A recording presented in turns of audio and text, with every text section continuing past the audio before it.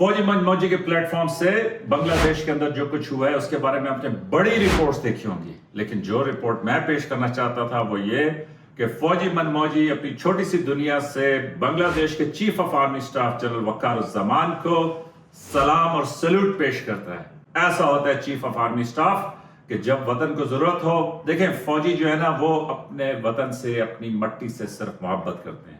आप चाहे सिपाही हों, लांस नायक हों, हवलदार हों, सूबेदार मेजर हों, सूबेदार नायब सूबेदार जो भी हों, लेफ्टिनेंट कप्तान, ब्रिगेडियर, कर्नल, मेजर, जनरल, सब अपने वतन से मोहब्बत करते हैं। और यही वजह है कि बांग्लादेश के अंदर जब ये हालात खराब हुए तो किसी ने भी नहीं सोचा था कि 6 जून को जिस मूवमेंट का आगाज हुआ, 5 अगस्त को वही प्राइम मिनिस्टर के जो 16 साल से प्राइम मिनिस्टर है, जिनको कोई आयरन लेडी कहता है, कोई कुछ कहता है, लेकिन इतनी मजबूत हुकूमत जो है वो यूं मिनटों सेकंडों के अंदर खत्म होगी।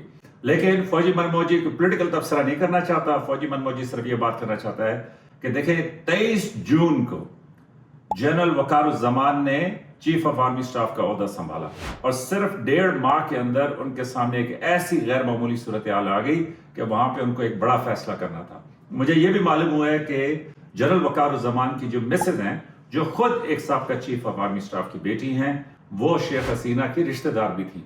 लेकिन इसके बावजूद जब वतन की बात आई तो जनरल वकारुज्जमान ने वही फैसला किया कि जो एक आर्मी चीफ करता है, और इसीलिए जनरल वकारुज्जमान ने बांग्लादेश को एक बहुत बड़े हादसे से बचा लिया। अगरचे इस सारी सूरत हाल के अंदर उनके सामने फिर भी 250 मासूम लोग जो हैं वो हलाक हो गए, लेकिन इसके बावजूद जब फैसले घड़ी आई तो उन्होंने ये फैसला किया। तो 53 साल के बाद जब बांग्लादेश हमसे अलहदा हुआ है तो बांग्लादेश की सड़कों के ऊपर, ढाका की सड़कों के ऊपर नौजवान बच्चे और बच्चियां क्या कह रहे हैं? तोई के, अमी के, तुम कौन हो, मैं कौन हूं, रजाकार रजाकार। और रजाकार बांग्लादेश में एक गाली बना दिया गया था। वो इसलिए कि जब पाकिस्तान और बांग्लादेश, मतलब जब मगरबी और मशरकी पाकिस्तान का मसला हुआ तो उस वक्त उन लोगों ने जिन्होंने पाकिस्तान का साथ देने की कोशिश की, जाहिर एक मुस्लिम मुल्क में वो रहते थे तो उनकी अपनी कोशिश ये नहीं थे कि वो बंगालियों के खिलाफ थे, लेकिन ये जरूर था कि वो पाकिस्तान को एक मुसलमान मुल्क समझते हुए उन्होंने साथ दिया और उन्होंने अपनी एक चॉइस ली उस टाइम पे। तो उस लफ्ज को, रजाकार को, गद्दारी बना दिया गया। तो इंडिया में बड़ा मातम है। इंडिया में अल्लाह माफ करे, आपको नहीं पता कितना मातम है कि जी शेख हसीना की हुकूमत चलेगी, इसलिए कि शेख हसीना का और इंडिया का बड़ा साथ था, बड़ा मजबूत बाहमी ताल्लुक था।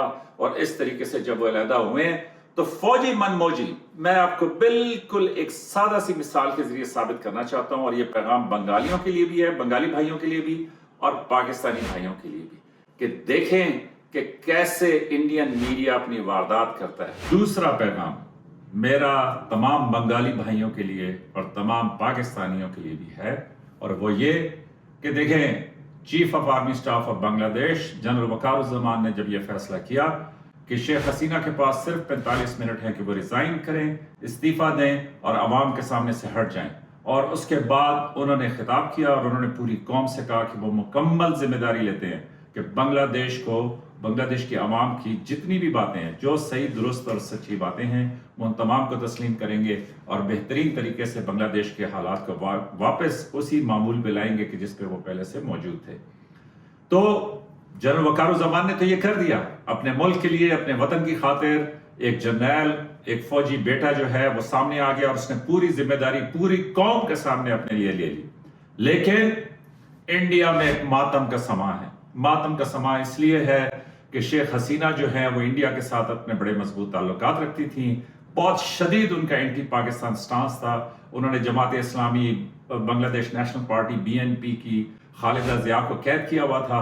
तकरीबन तमाम पॉलिटिकल मूवमेंट उन्होंने खत्म की हुई थी। तो इंडिया का यकीनन बहुत बड़ा नुकसान हो गया। और उसके बाद देखें कुदरत का कारनामा कि शेख मुजीब भी अगरतला केस के अंदर थे और शेख हसीना जो है वो भी अगरतला ही गई और वहां से फिर वो न्यू दिल्ली गई।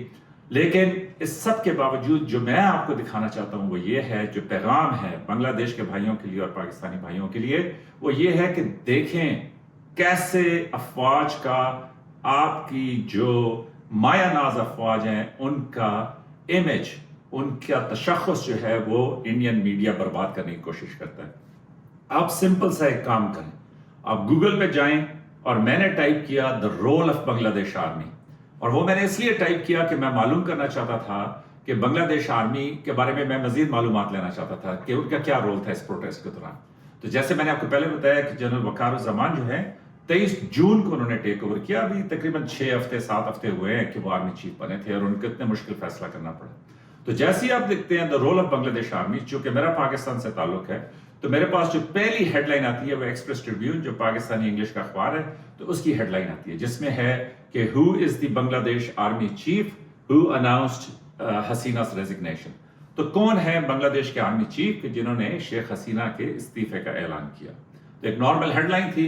اور تیسرے نمبر پہ ہیڈ لائن آئی دا انڈین ایکسپریس کی, اور دا انڈین ایکسپریس کی جو ہیڈ لائن ہے اسی میں سارا پیغام ہے کہ جو میں آپ لوگوں کو دینا چاہتا تھا. دیکھیں کیا ہیڈ لائن لگائی ہے دا انڈین ایکسپریس نے. From killing Mujib in 1975 to taking responsibility in 2024 the role of the army in Bangladesh. کہ دیکھیں ذمہ داری لی, بڑا بہادری کا کام کیا چیف آف آرمی سٹاف نے, جنرل وقار الزمان نے, لیکن انڈیا کیا کر رہا ہے؟ انڈین میڈیا آپ کو یاد کرا رہا ہے کہ جی شیخ مجیب کا 1975 میں قتل کیا تھا. وہ ایک علیحدہ داستان ہے, میں آپ کو بعد میں سنا دوں گا کہ وہ قتل کی کیا وجوہات بنی. لیکن آپ دیکھیں کہ کیسے بڑے سمارٹ طریقے سے وہ امپریشن خراب کر رہے ہیں, جو پیغام دینا چاہ رہے ہیں وہ کر رہے ہیں تاکہ لوگوں کا بنگلہ دیش کی, کیونکہ ظاہر ہے ان کو یہ موو پسند نہیں آئی. شیخ حسینہ کے جانے سے انڈیا کا بڑا نقصان ہوا. اچھا اس کے بعد آپ آگے چلیں تو ٹائمز آف انڈیا کی وہی ہیڈ لائن ہے کہ جو ایکسپریس ٹریبیون کی تھی. اس کے بعد نیچے رائٹرز کی, الجزیرہ کی ہیڈ لائن ہے. اور اس کے بعد جب آپ نیچے آتے ہیں تو اس کے بعد نیوز 18 ہے. پھر دیکھیں نیو یارک ٹائمز کی ہیڈ لائن دیکھیں. نیو یارک ٹائمز کی ہیڈ لائن ہے as unrest in Bangladesh intensifies all eyes are on the army. کہ جیسے جیسے بنگلہ دیش کے اندر غیر معمولی حالات پیدا ہو رہے ہیں تو سب کی نظریں جو ہیں فوج پہ لگی ہوئی. ایک پازیٹیو نیوز ہے یا ایک فیئر کامنٹ ہے. لیکن پھر دوبارہ نیچے انڈیا ٹوڈے کی ایک ہیڈ لائن ہے جس میں لکھا ہوا ہے شیخ حسینہ فلیڈ, کہ شیخ حسینہ چلی گئی. فرام مجیب الرحمان's assassination to military coups.